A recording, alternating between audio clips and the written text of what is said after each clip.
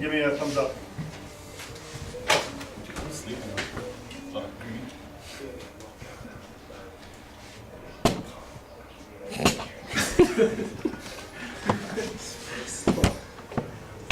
People motion sick with that video. It's extremely difficult when you're in combat, when you have to pull yourself up through a window or up a wall. You got to be prepared for that.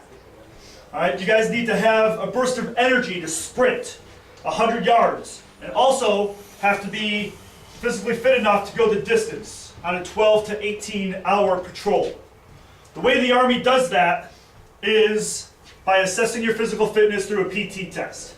A PT test in the Army consists of push-ups for 2 minutes, sit-ups for 2 minutes, and a 2-mile run as fast as you can. The push-ups, they measure the endurance of the chest, shoulders, and triceps. On the command go, the soldier will get in the, on the command get set, the soldier will get in the front leaning rest. Demonstrator. Their hands will be a comfortable distance apart. Their feet can be up to 12 inches apart or together. From their shoulders to their ankles will form a generally straight line. On the command go, the soldier's going to bend the elbows, lowering his body as a single unit until his upper arms is parallel with the ground. To raise back up, he's going to extend his arms. He does not have to lock out, but he does have to fully extend his arms. All right? During the whole repetition, he must remain rigid in a generally straight line with his body from his shoulders to his ankles.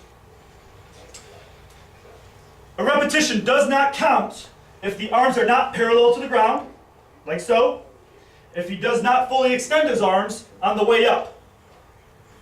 Those repetitions do not count. He's got 2 authorized rest positions.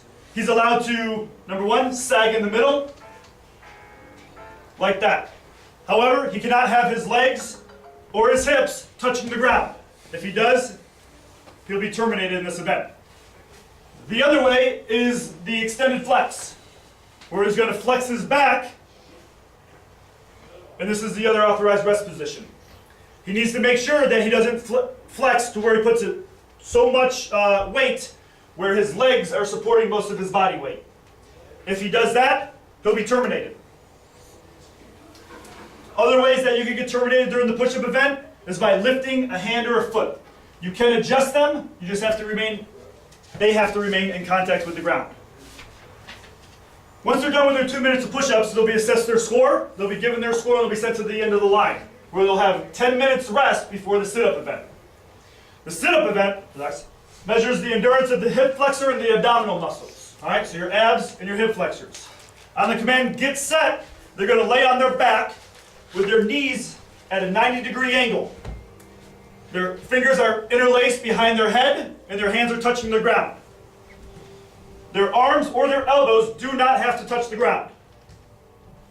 On the command go,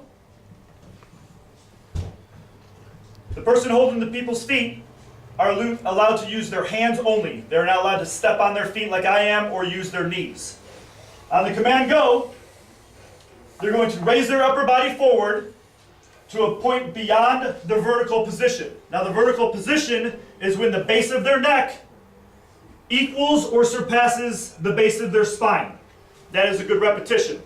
Once they have met or exceeded the vertical position, they'll lower their body down to where the bottom of their shoulder blades touch the ground. They do not have to have their head, hands, arms, or elbows touch the ground. Once the bottom of their shoulders touch the ground, they're allowed to go back up for another repetition. A repetition does not count if they fail to reach the vertical position. That does not count. If they fail to keep their fingers interlocked, do a sit-up. That does not count. Or if they raise their butt off the ground to help with the momentum to raise them to the vertical position. That repetition does not count. Or if their knees exceed the 90-degree angle. That repetition would not count. The only authorized rest position is the up position. keeping in mind that you cannot hold on to your legs with your arms, elbows, or hands. If you do, the event will be terminated. After 2 minutes of doing sit-ups, you'll be assessed a score, and you'll go back to the line for a 10-minute break before you start the run. Thank you, demonstrator. The 2-mile run is going to assess your aerobic fitness and your leg muscle endurance.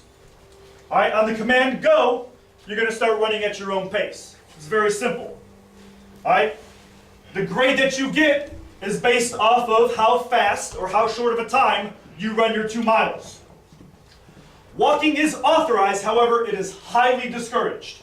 If you walk, chances are you're not going to pass the time hacks that you have for your standards, for your unit standards. You cannot be physically helped during the 2-mile run, which means you cannot be pulled, pushed, or carried. You can use the paceman as long as the soldier does not interfere with other people running on the course. To recap, I've told you the proper way to do push-ups, sit-ups, and a 2-mile run in order to assess your physical fitness according to an Army physical fitness test. All right, in conclusion, it's critically important for us to be physically fit, not just as soldiers, but for the rest of our lives. Extend your lives. Do some physical fitness. That's coming from your Sergeant Major of the Army, Dan Daly. Perfect. Scan the room.